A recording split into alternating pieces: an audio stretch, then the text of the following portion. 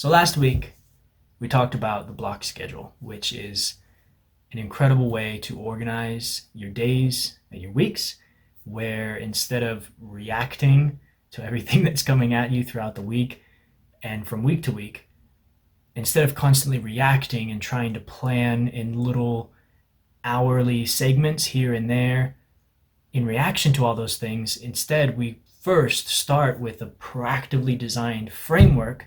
We impose that on the week itself.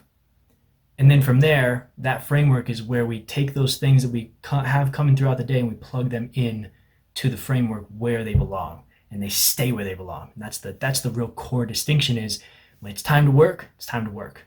And when it's time not to work, it's not time to work.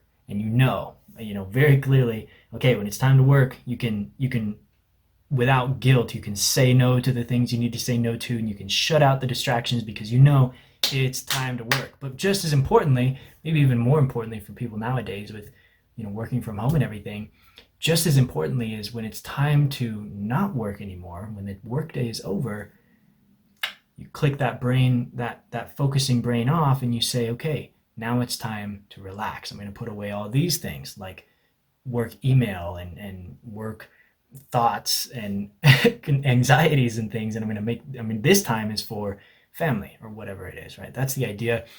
And what we're going to learn about today is how do I actually go about knowing throughout the day or throughout the week where I'm at in that block schedule, because you don't want to keep it in your brain, right? You don't want to just keep rely on your brain alone, because that's going to take up bandwidth, it's going to burden you. But you also don't really want, at least I didn't find it very useful to try to put it in my calendar, because my calendar, and we may, if you guys are interested, I'll talk about how I use my calendar app in future videos, but I already use my calendar for things like birthdays, remembering birthdays, appointments. I use it for to-dos, like taking out the trash. But I also just didn't find it very helpful to see, when you put in a calendar, the only thing that it's going to show you is the start of the block and the end of the block. And it'll show that while you're in the block. And I suppose that's kind of helpful. But what I really wanted was a way to see, okay, how much more time do I have remaining in this block? So I needed a timer, but I needed a timer that I could schedule. And then most importantly, and this is why I don't use alarms for anyone that's curious, because I know Jordan Page uses alarms. Some of you may be inclined to use alarms. That's fine if it works for you. Awesome. Because I know you can schedule your alarms. I downloaded a different app because not only did I need to schedule it, not only did I need it to be a particular time and to show me how much time, but I also wanted it to have it where once it went off, once you hear the bell, it only went off for a certain amount of time. It doesn't require me to go to the phone and say, okay, yes, I'm good, I heard it, dismiss, right? That's what alarms, at least on my phone, it requires me to go to the phone and tell it stop making noise. That was so frustrating to me, but I finally found an app where I can set it to just go off for 5 seconds, for example, and you can customize it to your own desire. But that's what I really wanted, because think about when you were back in school, just like we talked about last week, the bell didn't ring until you went and checked in. It just rang for 10 seconds or whatever, and then you was done, and you knew, okay, now it's time to move on to passing period, and then from there go on to math or whatever. So that's what I wanted. That's what we're going to learn about. Let's check it out. Check the mic and make sure it sound right, boys.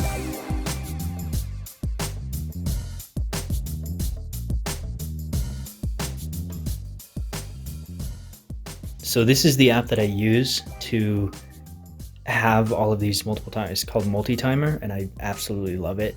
It's really simple. When you go in there, you just you can set up your apps or your timers the way that you want them, and then after you've got them set up in here, then you can create widgets for them. I paid for the premium version. I think it was $4 or $5 or something. I unlocked everything and no ads and anything, so it's super worth it if you're using multiple timers. And basically the way that I do it, let me get rid of this because I don't like seeing that. Basically the way that I do it is I have my morning block, my 2 work blocks, which are these AM and PM that you see.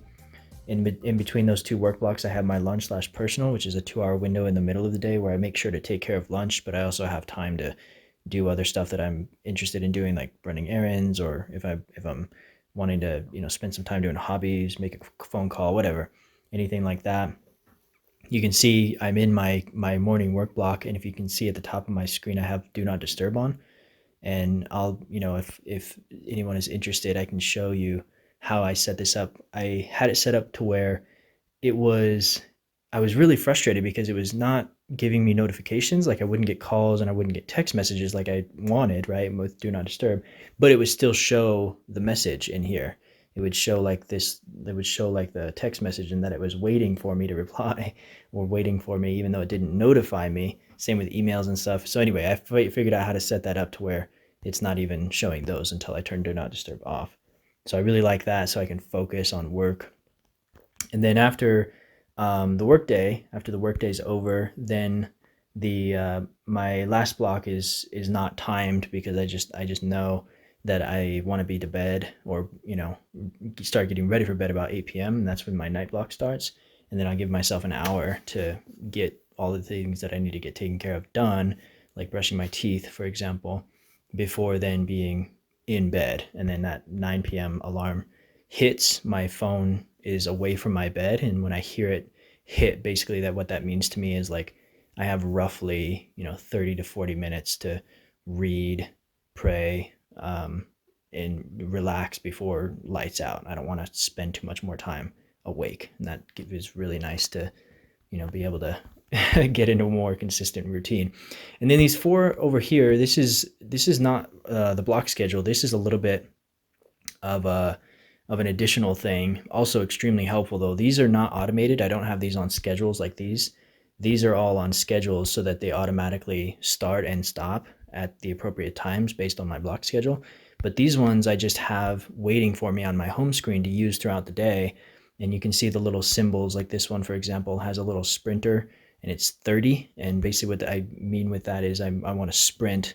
I want to do a work sprint for 30 minutes. So if I want to spend 30 minutes reading, for example, I could just simply click that and a timer starts. And then at the end of that, I know I'm done.